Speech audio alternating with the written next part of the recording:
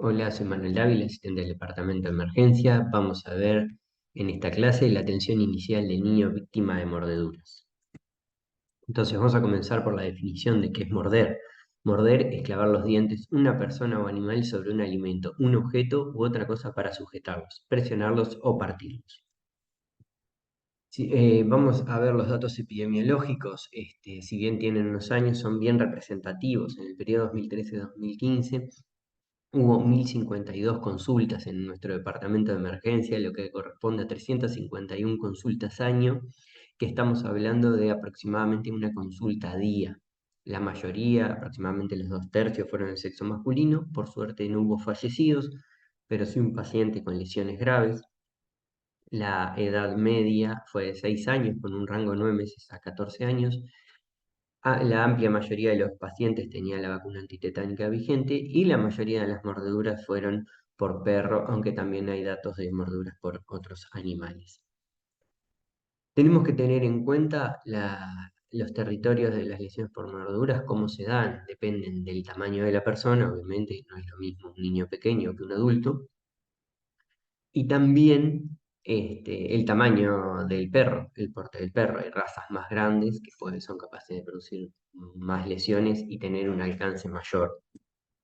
Entonces, si vemos en adultos, un 11% aproximadamente en cabeza y rostro, miembros superiores con esos porcentajes, pero en la mayoría de las mordeduras se dan en miembros inferiores. A diferencia de los niños, vemos la comparación de los portes en estas imágenes. El perro tiene más acceso a la cabeza, la cara, porque queda a esa altura. Entonces, si vemos en niños, en tronco 1% son las lesiones, miembros inferiores 3%, antebrazos 6%, mano 40%. Acuérdense, el niño, su característica de explorador, tiende a llevar, a tocar al perro. Y también hay un amplio porcentaje de mordeduras en la cabeza, que es la mayoría, aproximadamente la mitad. Nosotros pensamos en la boca del perro y los dientes, tenemos diferentes tipos de lesiones: los punzantes propiamente por la mordida, los lacerantes o desgarros cuando el perro hace mordida y sacudida. Puede haber avulsiones por la tracción, erosiones, contusiones, y también hay que pensar en lesiones asociadas por caídas o traumatismos durante el ataque. Esto no es menor, ya que las lesiones asociadas pueden ser mayores que las propias causadas por la mordedura del perro. Las complicaciones de las lesiones son varias. Tenemos la hemorragia, dependiendo de la extensión de la lesión y la lesión de algún vaso o no. Las infecciosas, ya sea bacteriana, tétanos, la rabia, muy importante. Las estéticas y después también las funcionales. Este es el algoritmo de notificación y manejo del ministerio, que vamos a ir desglosándolo un poquito porque nos sirve para ver bien el manejo. Entonces, hace primero la definición de lo que es una persona mordida: un paciente humano que sufre una o más lesiones de cualquier tipo, entidad o gravedad, ocasionadas por mordedura de cualquier mamífero doméstico salvaje.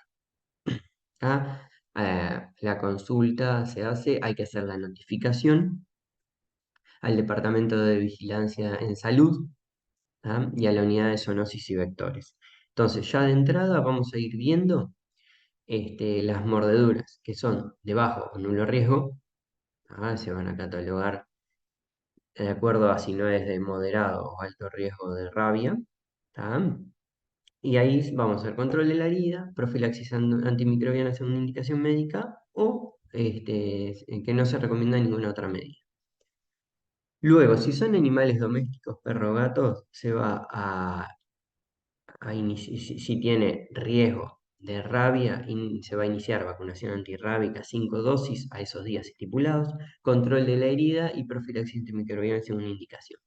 Si el animal es silvestre o comprometidamente rabioso, se va a iniciar simultáneamente la inmunoglobulina antirrábica y la vacunación antirrábica con las mismas medidas que para los otros. Entonces, si nosotros vamos a hacer manejo de las lesiones en el centro de la salud, es fundamental el lavado con abundante agua y clorexidina. y una profusa irrigación de la herida con solución salina estéril. Hay que clasificar bien los tipos de lesiones, como dijimos. Puede haber necrosis, en esos casos hay que debridar, ¿tá? Y bueno, y ver si siempre con un completo examen físico, si hay sospecha de compromiso articular u óseo, ¿tá? En ese caso, continuar la evaluación con imágenes, en este caso radiografía.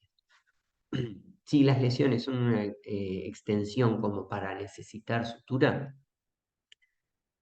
vamos a realizar la misma cuando no van más de 8 horas de evolución, ¿tá? Y la misma sutura se hace con puntos alejados porque este tipo de lesiones tienen mayor probabilidad de infectarse.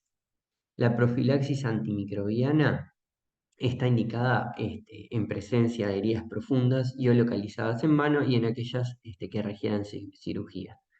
El antibiótico de elección, como dice ahí, es el amoxicilina clavulánico y la duración 3 a 5 días dependiendo de las condiciones y evolución de la herida. Como alternativa, vamos a utilizar la clindamicina para pacientes alérgicos. ¿Qué gérmenes tenemos que cubrir? La Pasteurella multosia, que está en la boca del perro, y además los gérmenes de piel, como Staphylococcus aureus y Streptococcus pyogenes. También debemos realizar la notificación del caso, como dijimos, al Departamento de Vigilancia en Salud a través de esas vías. Y tenemos que, como dijimos inicialmente, hacer la evaluación del riesgo de transmisión de rabia. ¿Por qué? La rabia en realidad es un cuadro muy grave en humanos que tiene una letalidad casi del 100%, ¿tá? Y la evaluación de la transmisión se va a hacer evaluando al animal, ¿tá? Lo que vamos a hacer en perros y gatos, inicialmente un perro sano, que se puede observar, que no está enfermo, que hay una razón para la lesión, en niños es más fácil, juegan con ellos, se les suben, los pellizcan, les hinchan la cola. Hay que observar al animal mordedor durante un plazo de 10 días a partir de la fecha de la lesión. Ahora, tenemos un animal que no es posible observar o terminó desconociéndose su paradero. Ahí hay que considerar que es una mordedura de riesgo por defecto. Ahora, cuando son animales silvestres, son considerados mordeduras de riesgo para la transmisión de rabia, esta demostración de lo contrario. ¿Cuáles son estos? Los murciélagos, los zorros, los monos. Estos son ejemplos. Los roedores, como tal, no se incluyen en los grupos de animales de riesgo. Si tenemos dudas, siempre tenemos la unidad de zoonosis y vectores para colaborar con nosotros. Entonces, si se considera mordedura de riesgo, el animal silvestre siempre, cuando al 10.º día el perro o gato mordedor falleció o no lo podemos ubicar, y si por esas cosas el animal fallecido se ha estudiado en el DILABE y tiene resultado positivo para virus de la rabia. Bueno, ahí tenemos los lugares donde comunicarnos para realizar la vacunación antirrábica, ¿tá? Hay que tener en cuenta que esto es gratuito y es administrado por la Comisión Honoraria de Lucha Antituberculosa en todo el país. Siempre tenemos que recordar la profilaxis de tétanos, como está en la diapositiva. Y si continuamos con el algoritmo, vamos a hablar de nuevo de que hay que notificar, no olvidarnos, es muy importante la notificación. Tenemos la página del ministerio, con los eventos de notificación obligatoria, vamos a entrar ahí. Ahora vamos a hablar de un caso clínico. Tenemos un niño de 10 años que es atacado por un perro pitbull. Cuando fue posible asistirlo, el niño estaba en el suelo inconsciente, respirando sin dificultad, con heridas visibles sangrantes en cara y extremidades superiores. Había una enfermera que presenció los hechos, que se acercó al niño y aplicó el triángulo de evaluación pediátrica. En la apariencia no respondía, en lo respiratorio estaba normal y en la circulación no estaba pálido y se veían lesiones sangrantes. El TEPI estaba inestable, una disfunción del sistema nervioso central. Bueno, ahí tenemos que pensar cuál sería la actitud o la conducta más correcta. Controlar el sangrado mediante compresión y trasladar al paciente rápidamente al hospital en automóvil. controlar la permeabilidad de la vía aérea, evitar la hipotermia y controlar las hemorragias, efectuar ABC con inmovilización del cuello, controlar hemorragias si existen, abrigar al paciente, activar sistema de emergencia, o controlar la vía aérea, la respiración y el latido cardíaco. Si empezamos a ver todas estas opciones, la correcta sería comenzar con el ABC. Hay que considerar al niño, en este caso, como un politraumatizado. Al continuar, el equipo de emergencia llegó al lugar, el paciente comenzó a despertarse, quiere levantarse, aunque se lo notaba confuso. Respira sin dificultad, con esas constantes vitales y los pulsos carotídeos estaban palpables. Entonces ahí una de las cosas, al considerarlo como politraumatizado, uno de los índices que tenemos para utilizar es el índice de trauma pediátrico. ¿Tá? El índice de trauma pediátrico, como ya lo vieron en otro teórico, suma los puntajes de acuerdo al peso del paciente, cómo está la vía aérea, el sistema nervioso central, la presión arterial, si presenta o no fracturas y las lesiones cutáneas. En este caso, nuestro paciente nos daba un puntaje mayor a 8. La mortalidad en trauma pediátrico en realidad está documentada a través de este índice que aumenta cuando el puntaje es de 8 o menos, como vemos en esta gráfica. Entonces, ¿cuál sería la conducta más adecuada del servicio de emergencia móvil? En realidad, sería pasarlo a una camilla y trasladarlo lo antes posible a un paciente, a un hospital. Sería evacuarlo al hospital y durante el trayecto en la ambulancia efectuar un reconocimiento detallado. Sería inmovilizar el cuello con equipo adecuado y colocar en tabla espinal, reconocer lesiones, controlar la hemorragia, realizar analgesia, proteger de la hipotermia y trasladar al hospital, o descartar en el lugar la presencia de un TEC y efectuar un primer examen neurológico sin movilizar. Si pensamos, la opción más correcta es la C, ¿tá? Que consta de todos los pasos para el manejo del politraumatizado pediátrico. Entonces, nosotros tenemos que ir pensando, después de este caso clínico, de los cuidados de las heridas provocadas por mordeduras. Por suerte, la mayoría de los pacientes, como vimos, no son graves, son mordeduras más simples, con menos lesiones.